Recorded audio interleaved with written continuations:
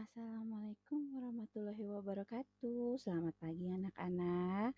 Baiklah, kita akan mempelajari pembelajaran untuk kompetensi dasar dan indikator bahasa Indonesia 3.1 dan 4.1, yaitu mencari ide pokok. Terlebih dahulu kita harus mengetahui apa itu paragraf. Adalah suatu rangkaian kalimat yang memiliki satu gagasan utama dalam artikel ataupun model tulisan lainnya. Teman-teman pasti sudah tidak asing menemui rangkaian paragraf yang berisi tentang keseluruhan isi dari tulisan. Jenis paragraf itu ada paragraf deduktif, paragraf induktif, paragraf campuran. Paragraf deduktif yaitu jenis yang memiliki gagasan atau pikiran utama di bagian awal rangkaian kalimat. Jadi kalimat utamanya ada di awal. Kemudian paragraf induktif berkebalikan dengan deduktif, yaitu gagasan utamanya biasanya ditemukan di akhir kalimat. Kemudian paragraf campuran itu gabungan antara paragraf deduktif dan induktif. Jadi kalimat utamanya ada di awal dan di akhir kalimat. Ide pokok. Ide pokok adalah ide gagasan yang menjadi pokok pengembangan paragraf. Ide pokok ini terdapat dalam kalimat utama. Nama lain ide pokok adalah gagasan utama. Gagasan pokok dalam satu paragraf hanya ada satu ide pokok.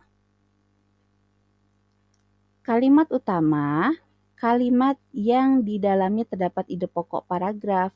Kalimat utama ini dijelaskan oleh kalimat-kalimat lain dalam paragraf tersebut yang disebut dengan kalimat penjelas. Nama lain untuk kalimat utama adalah kalimat topik. Jadi ada kalimat utama, nanti diikuti dengan kalimat berikutnya yaitu kalimat penjelas. Cara menemukan ide pokok suatu paragraf yaitu membaca dari keseluruhan teks bacaan, memahami isi bacaan teks bacaan tersebut, menemukan ide pokok bacaan. Bagian-bagian paragraf ada inti, ide pokok, ada kalimat penjelas, ide penjelas paragraf. Nah, sekarang kita latihan mencari ide pokok ya. Nah, ini ada contohnya. Ide pokok dalam paragraf deduktif. Banjir sudah menjadi hal yang biasa di kota Jakarta. Hal tersebut disebabkan oleh banyak faktor. Pertama, sungai, saluran-saluran irigasi tidak berfungsi dengan baik.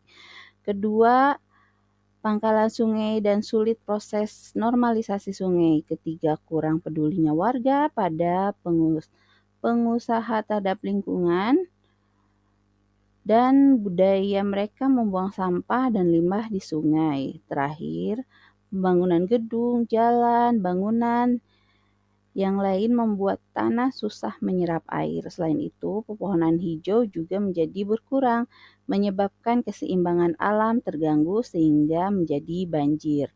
Nah, di sini kenapa disebut paragraf deduktif? Karena kalimat utamanya ada di awal. Dari satu paragraf ini menjelaskan banjir sudah menjadi hal yang biasa di kota Jakarta. Jadi Jakarta kota banjir.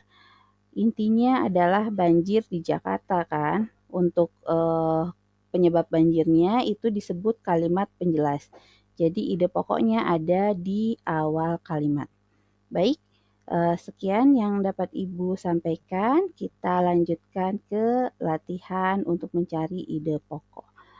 Wabillahi taufiq wal hidayah. Wassalamualaikum warahmatullahi wabarakatuh.